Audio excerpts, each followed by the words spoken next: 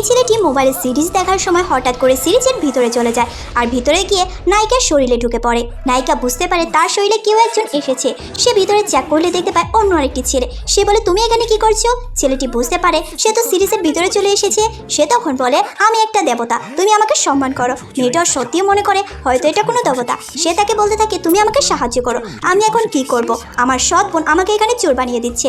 ছেলেটা তখন বলে, তোমার মধ্যে মহান শক্তি রয়েছে আর আমার শক্তি মিলে তোমাকে আমি সাহায্য করব, তুমি শুধু আমার কথা শোনো। মেয়েটা বাইরে গেলে দেখা যায় একটি ছেলে তার সৎ বোনের ষড়যন্ত্রে তার নামে নালিশ করছে রাজার কাছে। মেয়েটা ভীষণই রেগে যায় আর ওই সৎ ছেলেকে একটা ঘুষি মেরে দেয়।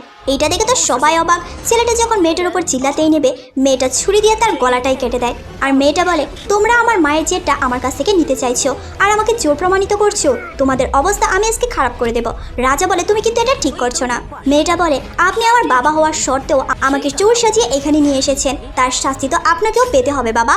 মেয়েটা ভিতরে ছেলেটাকে বলে, আমি কি ঠিক করছি? ছেলেটা বলে, একদম ঠিক করছো, যা করছো চালিয়ে যাও। দেখা যায় সকল সৈনিকরা মেয়ের উপর অ্যাটাক করতে আসলে মেয়েটি নিজের পাওয়ারের মাধ্যমে সকলকে কাবু করে দেয়। এমনকি এখানে রাজাও মেয়েটাকে আটকাতে পারে না। মেয়েটা রাজাকেও বন্দি করে ফেলে। তখনই ওখানে উপস্থিত হয় 100 বছর পুরনো একজন অভিজ্ঞ পণ্ডিত। সে মেয়েটিকে কন্ট্রোল করার চেষ্টা করে, কিন্তু মেয়েটি বলে, আমি আমার মায়ের জেড পেন্ডেন্ট দ্বারা অনেক শক্তিশালী হয়েছি, আজকে তোমার খবর আছে।